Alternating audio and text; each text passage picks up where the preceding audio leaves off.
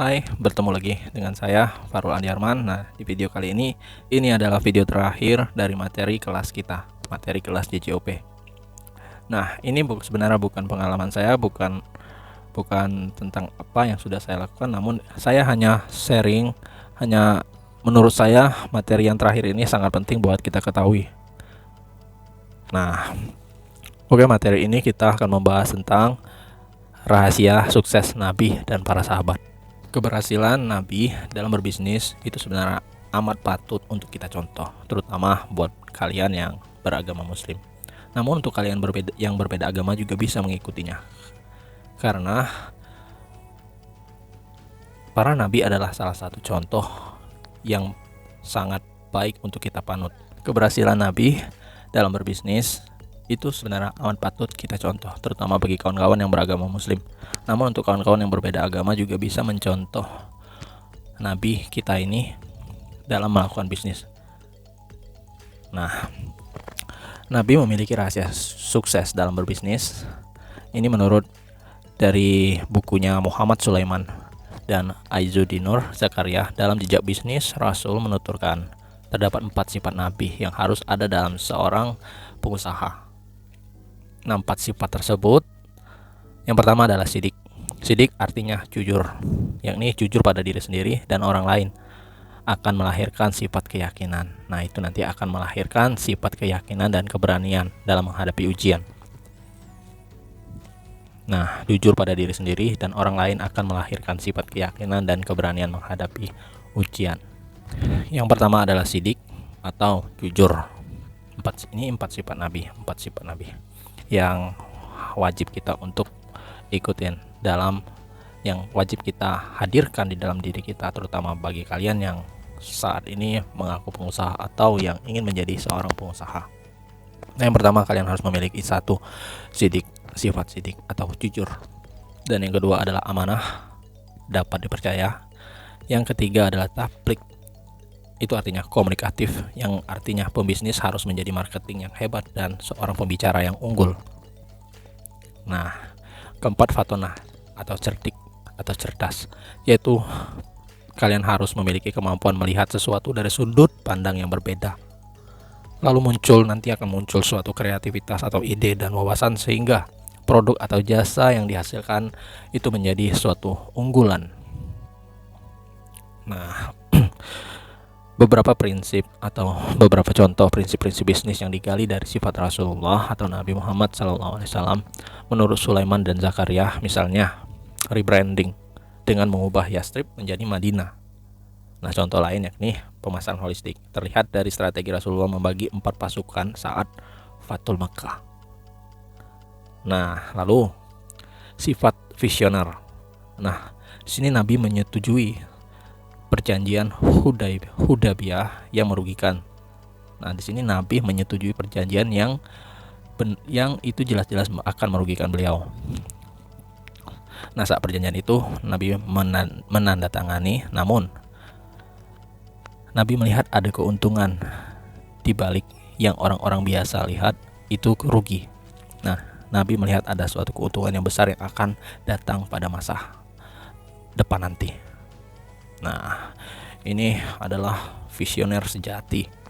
Semua orang melihat ini suatu kerugian, namun Nabi melihat ini suatu keuntungan yang besar di masa depan nanti. Nah, itu. Kemudian rahasia bisnis Rasulullah ini dinyatakan oleh Malahayati. Itu Rasulullah sukses dalam berwirausaha karena meyakini kerja sebagai ibadah. Nah, dia sangat kreatif, sangat visioner, sangat the power of love, dan pandai bersyukur. Sukses bisnis Rasulullah karena manajemen Rasulullah itu handal. Dia juga memahami konsumen dan serta melihat pangsa pasar. Itu dinyatakan oleh Malahayati. Semasa mudanya Rasulullah sudah berkenalan dengan bisnis. Dari usia dini dimulai dari mengembala kambing. Nah, kemudian lalu bisnisnya menuju ke level yang lebih tinggi lagi, naik menuju level yang lebih tinggi lagi pada waktu beliau masih berusia 12 tahun, dan beliau diajak oleh pamannya Abu Talib untuk berdagang ke negeri Syam Disitulah awalnya Nabi Muhammad SAW mengenal bisnis secara serius dan menjadi entrepreneur sejati, hingga beliau mendapat reputasi yang sangat baik bagi penduduk negeri tersebut. Nah, reputasi beliau sangat dikenal sebagai orang yang terpercaya atau al-amin. Nah, di dalam perdagangannya maupun di kehidupan kesehariannya. Pada usia 17 tahun, Nabi sudah diberi mandat penuh oleh pamannya untuk berdagang dari dagangannya. Hingga usia 20 tahun, beliau sudah hampir menguasai pusat bisnis global. Nah, itu di zamannya. Kalau sekarang itu namanya Irak, Yordania, Bahrain, Suriah, dan Yaman. Nah, bayangkan Nabi menguasai pusat bisnis global di zamannya itu. 5 negara itu dikuasai oleh Nabi Muhammad SAW. Tak hanya Rasulullah, sebenarnya para sahabat juga merupakan entrepreneur yang handal. Para sahabat mengikuti jejak Nabi kita. Nyatanya semua sahabat yang mengikuti arahan Nabi itu sukses sangat luar biasa. Salah satu sahabat Nabi yang sangat sukses adalah Abdurrahman bin Auf. Abdurrahman bin Auf merupakan salah satu sahabat Nabi yang paling sukses di antara sahabat-sahabat lainnya seperti Umar bin Khattab, Utsman bin Affan, Zubair bin Awam, dan Amr bin As, dan lain-lain. Nah, saat duduk di majelis, Abdurrahman bin Auf mampu menyumbang ribuan dinar. Dia merupakan sosok kaya raya yang amat rendah hati. Sumbangan terbesarnya bagi muslimin yakni saat Rasulullah hendak melaksanakan perang Tabuk. Saat itu Rasulullah dilanda kekurangan perbekalan yang amat sangat. Nah, datanglah Abdurrahman bin Auf membawa ratusan dinar, membawa 200 uqiyah emas, atau jika dinilai saat ini sekitar 2,9 miliar. Kemudian Abdurrahman bin Auf menginfakannya di jalan Allah Subhanahu wa taala. Melihat besarnya harta yang diinfakkan, di situ Umar bin Khattab itu keheranan. Beliau berkata, "Sungguh aku melihat Abdurrahman bin Auf merupakan orang yang berdosa." Nah, Umar sampai-sampai berkata seperti itu karena dia heran sama Abdurrahman bin Auf. Nah, dia tidak meninggalkan sesuatu apapun untuk keluarganya, ujar Umar, pikirnya saat itu. Kemudian Rasul bertanya kepada Abdurrahman bin Auf, "Wahai Abdurrahman, apa yang telah engkau tinggalkan untuk keluargamu?" Kemudian Abdurrahman bin Auf menjawab, "Wahai Rasulullah, aku telah meninggalkan untuk mereka lebih banyak dan lebih dari yang telah aku infakkan." Rasulullah kembali bertanya, "Apakah itu?" Kemudian dijawab Abdurrahman, "Apa yang dijanjikan oleh Allah dan Rasulnya berupa rezeki dan kebaikan serta pahala yang banyak." Nah, itu jawaban singkat dari Abdurrahman bin Auf, karena Abdurrahman bin Auf menilai bahwa harta yang paling besar adalah berupa rezeki dan kebaikan serta pahala yang banyak. Jadi pemikiran Abdurrahman bin Auf sangat jauh berbeda dengan orang-orang yang pada zaman ini. Kekayaan Abdurrahman bin Auf itu tak menjadikannya sombong seperti Qarun di masa Nabi Musa. Dia terkenal dermawan dan baik hati. Tak heran jika dia masuk ke dalam 10 sahabat yang dijanjikan surga. Apa yang dilakukan Abdurrahman bin Auf sehingga bisa seperti itu? Sehingga bisa meraih kekayaan tersebut? Dari kisah ini, Abdurrahman bin Auf melakukan wirausaha. Dia memiliki etos kerja yang sangat tinggi. Jiwa entrepreneur jelas melekat pada dirinya hingga menjadi pengusaha paling sukses pada masa itu. Jiwa wirausaha Abdurrahman bin Auf terlihat saat mereka hijrah ke Madinah. Kekayaannya di Mekah telah ditinggalkan semuanya. Dia hanya membawa baju yang ada pada badan atau tubuhnya. Hanya itu yang dibawanya saat hijrah. Dia tidak membawa harta lainnya. Bahkan dia enggan menerima begitu saja bantuan dari kaum Ansar. Nah, saat di Madinah, Rasulullah menyaudarakan Abdurrahman bin Auf dengan Sa'ad bin Rab. Saudara angkat tersebut pun berkata pada Abdurrahman bin Auf, "Wahai saudaraku, aku memiliki 2 kebun, pilihlah mana yang engkau suka, lalu ambillah," ujar dari Sa'ad bin Rabi. Namun jawaban Abdurrahman bin Auf malah justru menjawab seperti ini, Semoga Allah memberikan berkah kepada harta dan keluargamu. Nah, akan tetapi tunjukkanlah kepadaku di mana pasar. Nah, Abdurrahman bin Auf ini seorang entrepreneur, sejati. Dia tidak mau menerima pemberian dari Sa'ad bin Rabi, tapi dia hanya meminta diberitahu di mana letak pasar. Nah, ini sebenarnya salah satu konsep bagi kita. Pasar itu penting karena di pasar kita bisa menemukan sesuatu hal yang bisa kita olah, sesuatu yang bisa kita jadikan bisnis atau usaha baru, sesuatu yang bisa untuk kita menjadikan income diri kita, pemasukan kita. Nah, hanya itu yang modal Abdurrahman bin Auf itu hanyalah sebuah pengetahuan singkat dari Sa'ad. Modal Abdurrahman bin Auf Abdurrahman bin Auf hanya ingin mengetahui di mana pasar berada. Nah, dari situlah kekayaan Abdurrahman bin Auf mulai naik. Nah, ini ada rahasia-rahasia ala Nabi SAW yang saya temukan di artikel. Yang pertama, cara berpikir dan beretika di dalam bisnisnya. Kemudian yang kedua, jujur di dalam bisnisnya. Dia selalu jujur dalam bisnisnya. Kemudian yang ketiga, berprinsip pada nilai ilahi. Bisnis yang dilakukan tidak terlepas dari pengawasan Tuhan maksudnya. Dan menyadarkan manusia sebagai makhluk ilahiyah atau makhluk yang bertuhan. Nah, yang keempat, prinsip kebebasan individu yang bertanggung jawab. Yang kelima, bertanggung jawab terhadap moral dan bertanggung jawab kepada Tuhan atas perilaku bisnisnya maupun orang lain atau partner bisnisnya maupun konsumennya. Nah, yang keenam, keadilan dan keseimbangan. Keadilan dan keseimbangan sosial bukan hanya keuntungan semata, tetapi kemitraan atau membantu di dalam bisnisnya. Biasa kita tahu itu namanya win-win solution. Nah, itu selanjutnya yang ketujuh, berniat baik di bisnisnya. Berniat baik adalah aset paling berharga oleh yang harus dimiliki oleh pelaku bisnis selain untuk menjadi terbaik tapi bermanfaat bagi orang lain. Yang kedelapan, berani mewujudkan mimpi. Nah, Rasulullah dari seorang pengembala kambing itu berniat untuk mengubah hidupnya menjadi lebih baik lagi, menjadi pedagang, lalu manajer, hingga beliau mewujudkan cita-citanya menjadi owner atau pemilik perusahaan. Kemudian dia menikahi Siti Khadijah. Siti Khadijah mungkin melihat bahwa Nabi Muhammad SAW ini adalah pria atau calon suami yang sangat cerdas, yang sangat baik. Beliau adalah entrepreneur cerdas.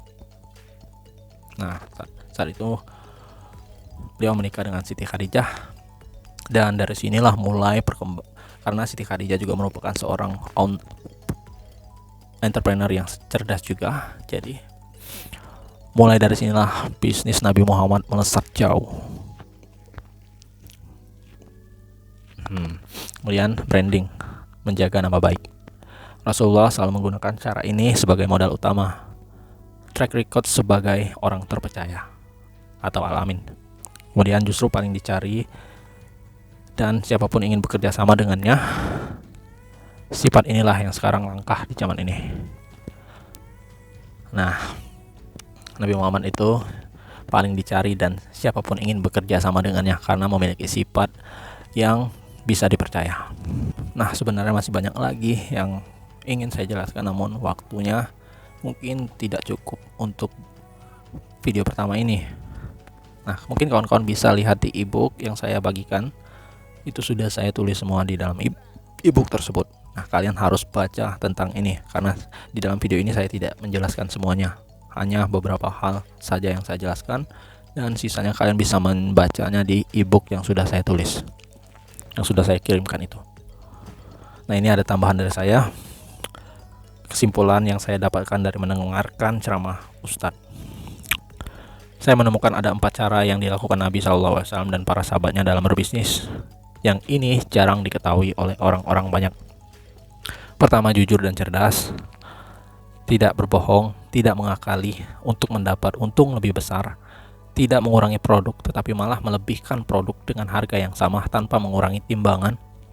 Perlu diingat, dengan kita membuat senang pembeli, maka akan terjadi pemasaran pemasaran mulut ke mulut, seperti yang terjadi di kisah sahabat Nabi bahwa membeli produk di tempat kaum muslimin pada waktu itu lebih enak karena 1 kilogramnya itu lebih berat dibandingkan membeli pada kaum Yahudi karena 1 kilogramnya itu ringan. Nah, ini keuntungannya adalah secara bertahap banyak yang berbondong datang untuk membeli di pasarnya kaum muslimin karena 1 kilogramnya itu berat. Beda halnya dengan di pasar Yahudi karena 1 kilogramnya itu ringan. Jadi di sini keuntungannya banyak, dapat penjualan yang banyak hingga meskipun untung sedikit namun kalinya itu banyak. Dan keuntungan lainnya adalah pahala. Karena dalam melebihkan kita saat melebihkan produk kita dengan harga yang sama, itu merupakan sebuah sedekah. Niatkan itu untuk sedekah. Nah, jadi manfaatnya sangat banyak. Cara yang kedua itu adalah rajin sedekah. Para sahabat Nabi, mereka menjadikan sedekah ini sebagai program hidup. Mereka mencari dan berlomba untuk sedekah sebanyak-banyaknya. Tidak seperti kita saat ini. Kita bersedekah biasanya hanya saat ketika ada yang datang saja meminta sedekah kepada kita, baru kita kasih. Beda halnya dengan mereka para sahabat, mereka mencari atau menjadikan itu program hidupnya. Sedekah dijadikan sebagai program hidupnya, wajib. Nah, kalau lagi ada uang atau kalau kita lagi ada yang datang meminta sedekah, baru kita kasih. Nah, kalau ini mereka menjadikan sedekah itu sebagai program hidup. Nah, ini salah satu kunci sebenarnya. Kalau mereka menjadikan sedekah itu sebagai kewajiban setiap hari atau semacam program yang wajib dilakukan setiap hari. Kawan-kawan perlu ingat, tidak ada sedekah yang akan mengurangi harta. Ini sebenarnya adalah kunci utama sedekah.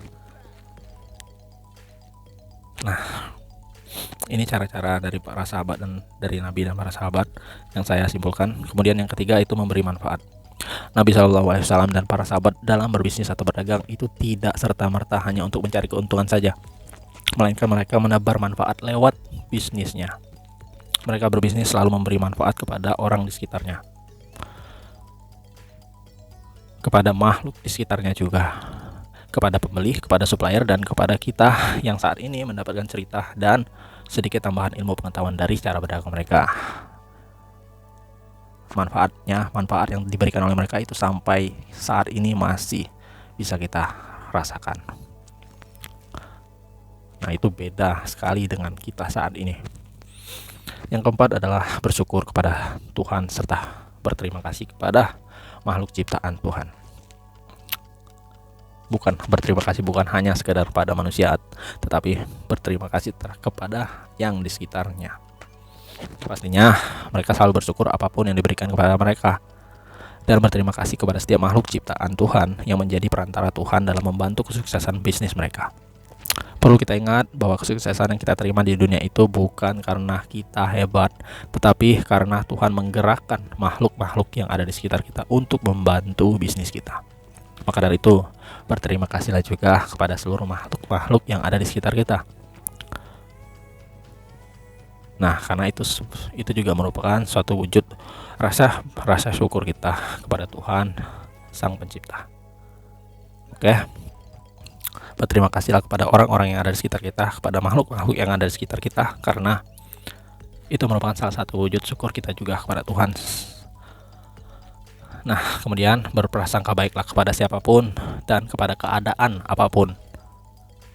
Meski yang dialami saat ini buruk di mata kita, namun percayalah, keadaan yang kita dapatkan hari ini akan menjadi baik untuk kita nanti. Keadaan yang kita dapatkan hari ini akan membuat, jika kita berprasangka baik, akan di masa depan akan menjadi sesuatu hal yang lebih baik lagi. Ingat, jangan menunggu sempurna baru mulai bergerak.